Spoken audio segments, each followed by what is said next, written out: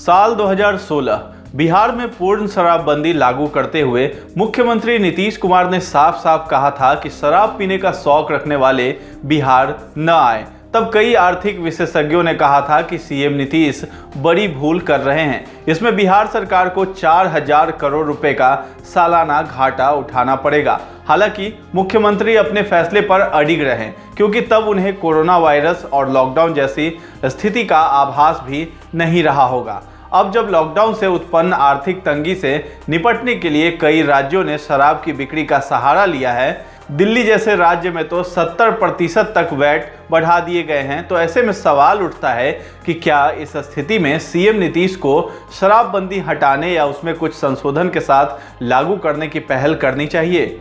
क्या कहते हैं विशेषज्ञ, आइए जानते हैं। आर्थिक सामाजिक मामलों के विशेषज्ञ प्रोफेसर नवल किशोर चौधरी, उनका कहना है कि मुख्यमंत्री नीतीश कुमार अनप्रेडिक्टेबल व्यक्ति हैं। उन्हें समझना एक तरह से नामुमकिन है। वे कब क्या फैसला ले लेंगे, इसके बारे में कुछ भी नहीं कहा जा सकता है।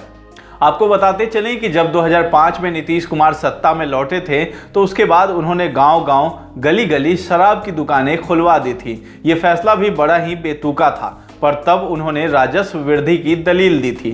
तब वे भी सिर्फ पैसा पैसा ही कर रहे थे और इसे बड़े पैमाने पर एक अभियान के तहत लागू किया गया था। साल 2016 में जब प्रदेश में शराबबंदी कानून लागू हो गया, तो उस समय नीतीश कुमार की सहयोगी रही आरजेडी के भीतरी विरोध के बावजूद उन्होंने इसे लागू कर दिया। हालांकि तब सामने से आकर आरजेडी ने भी सीएम नीतीश के फैसले का समर्थन किया था। शायद वो सामाजिक सरोकार से पीछे नहीं हटना चाहते थे। शराबबंदी वापस लेने के बारे में जब बिहार सरकार के एक मंत्री से सवाल पूछा गया कि जब अन्य राज्य सरकारें इसे लागू कर रही हैं और अच्छा खासा राजस्व इकट्ठा कर रही हैं, तो क्या बिहार सरकार भी ऐसा सोच रही है कि शराबबंदी कानून में कुछ संशोधन किया जाए? मंत्री ने तो पहले कहा कि इस पर वो कुछ नहीं कह सकते हैं। बाद में उन्होंने साफ कह दिया कि इस पर अगर कोई बोलेंगे तो सिर्फ सीएम नीतीश ही बोलेंगे।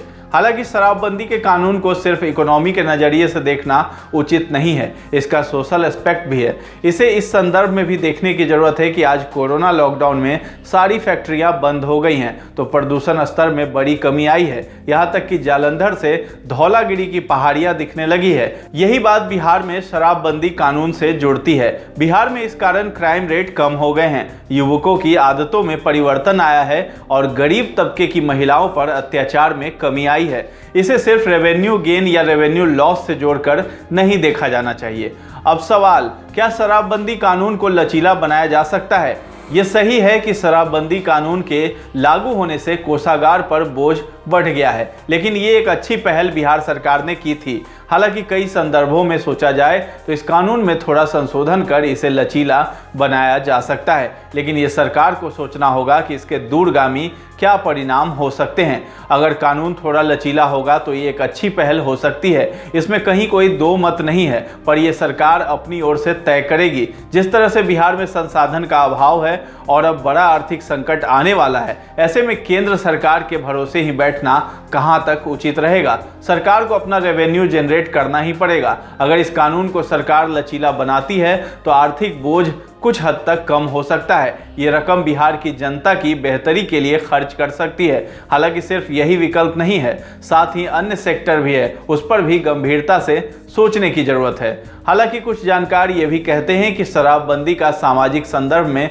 बेहतरीन इम्पैक्ट है। लंबे समय से ये झूठ फैलाया जाता है कि इससे इकोनॉमी को फायदा होता है, जो समाज के हित में नहीं है। वैसी इकोनॉमी का क्या करना? अगर ऐसा ही है तो वेश्यावृत्ति और अन्य बुराइयों को भी लागू किया जाना चाहिए क्या? अफीम और ड्रग्स को भी लीगलाइज कर देना चाहिए क्या? ये भी तो रेवेन्यू जनरेट करते हैं, लेकिन इसका सोशल कॉस्ट कितना पे करते हैं?